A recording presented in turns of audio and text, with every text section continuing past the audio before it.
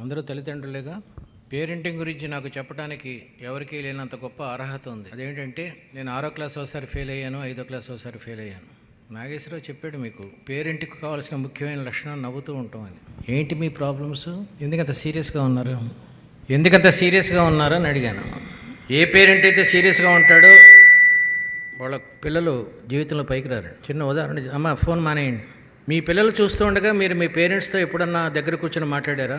మీ పిల్లల తాతగారు అంటే మీ ఫాదర్, ఆయన పడుకొని ఉండగా అదే మంచం మీద కూర్చొని ఆయనతో మాట్లాడారా మీ పిల్లలు చూస్తూ ఉండగా? ఆడపిల్లలు ఎస్ అంటున్నారు, మగవాళ్ళు ఎవరు తలవపట్టలేదు. అసలు అంత పెద్దవాళ్ళైపోయారా మీరు? నా కొడుకు చూస్తూ ఉండగా నేను మా ఫాదర్తో నాన్న నీ కాళ్ళు నొక్కనా అని అడిగితే మా కొడుకు కూడా అర్థమవుతుంది, ఓహో ఫాదర్కి కాళ్ళు నొక్కితే బాగుంటుందేమో అని. చాలా సింపుల్. నాన్నగారి దగ్గర పెరిగాను, తాతగారి దగ్గర. దాదాపు 13 ఏళ్ల వరకు నేను మా ఫాదర్ని చూడలా.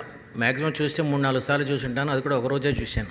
My father avoided me till I was 13 years old.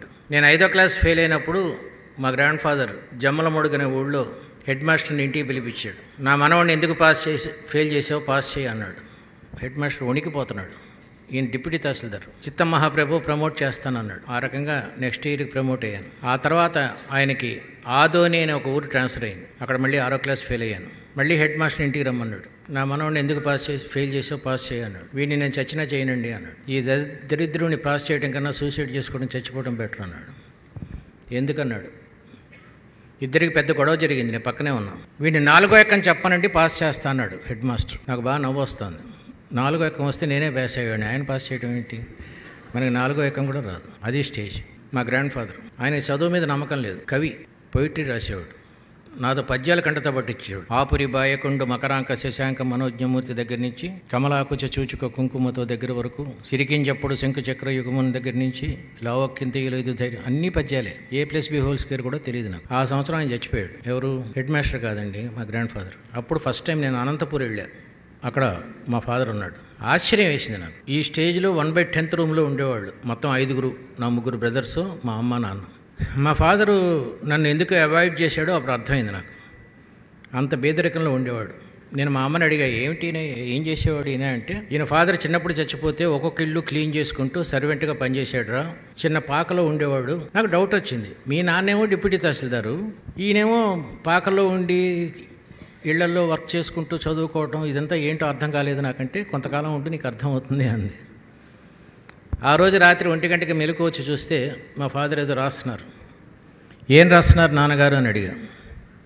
మన దగ్గర టెక్స్ట్ పుస్తకాలు కొనడానికి డబ్బు లేదురా, అందుకని నీ పుస్తకాలన్నీ వైట్ పేపర్స్ మీద రాస్తున్నాను అన్నాడు.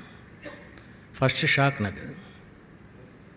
మరుసటి రోజు దేవుడి ముందు దీపపు కుందిలో నూనె మాయమైంది, మంచి నూనె.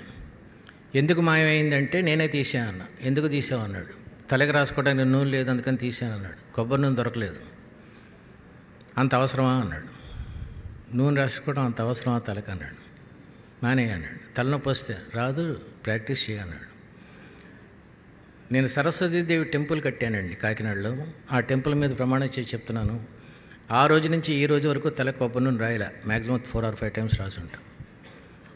70 ఏళ్ల వయసులో నా నెత్తి మీద ఇంకా జుట్టు మిగిలి ఉండటానికి కారణం నా జీవితంలో నేను ఎప్పుడూ పారాషూట్ కొబ్బరి నూనె రాయకపోవటమే. That is the secret of my hair. నాకు చెప్పట్లేదు. ఏమీ లేదు ఆ ఇంట్లో. ఫ్యాన్ లేదు, వేడి నీళ్ళు లేవు, తిండి లేదు, ఏదో బతుకుతుండేవాళ్ళం అంత. మరుసటి రోజు పిలిచాడు, ఏరా నీకు 4వ ఎక్కం రాదంట కదా అన్నాడు. నాన్నగారు నాకు నిజం చెప్పాలంటే 4వ ఎక్కం కాదు, 2వ ఎక్కం కూడా రాదండి అన్న. 40 ఎక్కాలు కంటతో పట్టాలరా, అంతవరకు నీకు తిండి లేదు అన్నాడు. అక్కడ ఏదో పెద్ద తిండి ఉన్నట్టు. తిండి లేదు. మరుసటి రోజు సాయంత్రం వెళ్ళి 40 ఎక్కాలు వచ్చినాయా, 40 ఎక్కలు వచ్చినాయి నాన్నగారు. అమ్మ ఫోన్ ఆఫ్ చేయండి అమ్మ కొంచెం. నిజంగా 40 ఎక్కలు వచ్చినాయా, 40 ఎక్కం వచ్చిందా అని చెప్పు. 40 ఎక్కలు వచ్చినాయి. 23వ ఎక్కం చెప్పరా అన్నాడు. పైన చెప్పనా కింద నుంచి చెప్పనా అని అడిగాను. పొద్దున చెప్పాను, కింద నుంచి చెప్పన్నాడు. 23 10 230, 23 9 207, 23 8 184, 23 7 161, 23 6 138, 23 5 115, 23 4 92, 23 3 69, 23 7 46, 23 1 షాక్ అయిపోయాడు. మరి నీ తెలివితేటలు ఉండి నువ్వు జీవితంలో ఎందుకురా ఇట్లా ఫెయిల్ అయిపోయావు 5వ క్లాస్ 6వ క్లాస్ అంటే, నాన్నగారు నాకు తెలివితేటలు లేవు, జ్ఞాపక శక్తి ఉంది. మీరు ఏ పద్యమైనా చెప్పండి చెప్పేస్తాను, నిజంగా చెప్తాను. 28 లైన్ల పద్యం చెప్తాను రా, ఎంతసేపు పడుతుంది నీకు? 5 hours పడుతున్నాను. పూత మెరుంగులున్ పసరుపోపబెడంగల చూపునట్టి వాకైతలు జగ్గు నిగ్గు నెనగావలె కమనన్ వలెన్ రాత్రియ్యన్ బవల్ మరుపురాని హొయ్యల్ చెలియార జంపుని దాతిరి దమ్మిచూలి తురకైవసపుంజ వరాలి భారతీ వధూటి తపనీయ గర్భనిగటి భవదానను. ఇది అలసాని పెద్దను రాసిన 28 లైన్ల పద్యం చెప్పాడు. 6 గంటల తర్వాత వెళ్ళి చెప్పేశాను, జీవితంలో పైకి వస్తారా నువ్వు, తెలివితేటల సంగతి నేను చూసుకుంటానులే ఇంకా అన్నాడు. ఇంకా అక్కడి నుంచి స్టార్ట్ అయింది నా లైఫ్. ప్రతిరోజు 1 గంట చెప్పేవాడు నాకు పాఠం. అనంతపురం సాయిబాబా హై స్కూల్లో 7వ క్లాసు స్కూల్ రికార్డు బ్రేక్ చేశాను. ఇదంతా గర్వంగా చెప్పుకోవడం కదండి. ఒక మనిషి జీవితాన్ని ఎట్లా మార్చగలడు, ఒక మనిషి జీవితాన్ని ఎట్లా పాడు చేయడం అంటే తాతగారి గురించి చెప్పడం కాదు నా ఉద్దేశం. ఆయన స్కూల్ ఆఫ్ థాట్ వేరు, ఈయన స్కూల్ ఆఫ్ థాట్ వేరు. ఇంటర్మీడియట్ మంచి మార్కులతో కాలేజ్ ఫస్ట్ వచ్చిన తర్వాత ఎంబీబీఎస్ చదవాలా, ఇంజనీరింగ్ చదవాలా, ఐఐటి చదవాలా, దేనికి డబ్బులు లేవు మాకు. అందుకన్నా చీప్ కోర్స్ ఏంటంటే బీకామ్. అందుకని బీకామ్ చదివించాడు. బీకామ్ కాలేజ్ ఫస్ట్ వచ్చిన తర్వాత ఎంకామ్ చదవడానికి డబ్బు లేదు. అప్పటికే మా 3వ తమ్ముడు ఎంబీబీఎస్లోకి వస్తున్నాడు, మరి వాడు ఇంటెలిజెంట్. సో మా ఇద్దరిలో నన్ను చదివించాలా, మా 3వ తమ్ముడిని చదివించాలా అనేది కాన్ఫ్లిక్ట్. అప్పుడు చెప్పాడు, సీఏ చదవాలా, సీఏకి ఫీజు అక్కర్లేదు అని చెప్పి అలా సీఏలో జాయిన్ అయ్యాను. సీఏ 4 years కోర్స్ అండి, నాకు 3 yearsలో అయిపోయింది, 3 సంవత్సరాల్లో అయిపోయింది సీఏ. ఒక ఫాదర్ ఎలా మార్చగలడు మనిషిని అని చెప్పడానికి పేరెంటింగ్ కన్నా ఇంత గొప్ప ఉదాహరణ ఏం లేదండి. నేను కూడా మా అబ్బాయిని అట్లాగే మార్చాను. ఇంటర్మీడియట్ స్టేట్ ర్యాంక్ వచ్చిన తర్వాత ఉద్యోగంలో జాయిన్ చేశాను. At the age of 17 he was going to Nagarjuna power projects. Morning అంతా ఫ్యాక్టరీకి వెళ్ళి సాయంత్రం ఈవినింగ్ కాలేజీలో బీకామ్ ఆనర్స్ చదివాడు. బీకామ్ సీఏ సైమల్టేనియస్గా ఒకటేసారి అయిపోయింది. 22 ఏళ్ల వయసులో వరల్డ్ బ్యాంక్లో ఉద్యోగం వచ్చింది. 35 ఏళ్ల వయసు వచ్చేసరికి he become the managing director of a very big company. Now his present salary is 2,75 lakhs per annum, 2,75 రూపాయలు. పొద్దున చెప్పాను పిల్లలకి, నాకు పెళ్ళి అయిన కొత్తలో సింగిల్ రూమ్లో నేను నా వైఫ్ పడుకుంటే బయట వరండాలో మా అమ్మ నాన్న తమ్ముళ్ళు పడుకునేవారు. పెళ్ళైన కొత్త కదా.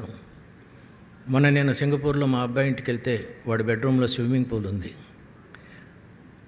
మీ పిల్లలు ఒక్కళ్ళు బాగా చదువుకుంటే సింగిల్ బెడ్రూమ్ అంటే మీరు సింగిల్ బెడ్రూమ్లో ఉన్నారని కాదు, సింగిల్ బెడ్రూమ్ నుంచి స్విమ్మింగ్ పూల్ బెడ్రూమ్కి వెళ్ళొచ్చు అని చెప్పాను. This is what parenting is. మీరు మీ పిల్లలతో ప్రొడక్టివ్గా ఎంతసేపు గడుపుతున్నారు? ప్రొడక్టివ్గా కలిసి టీవీ చూడటం, కలిసి సినిమా చూడటం కాదు. ప్రతి శనివారం కూర్చొని ఈ 6 రోజులు నువ్వేం చదివావరా అని అడుగుతున్నారా? వాళ్ళు చెప్పేది వింటున్నారా? ఒక పద్యం చెప్పరా అన్నారా? ఏమైనా చిన్న చిన్న లెక్కలు అడిగారా?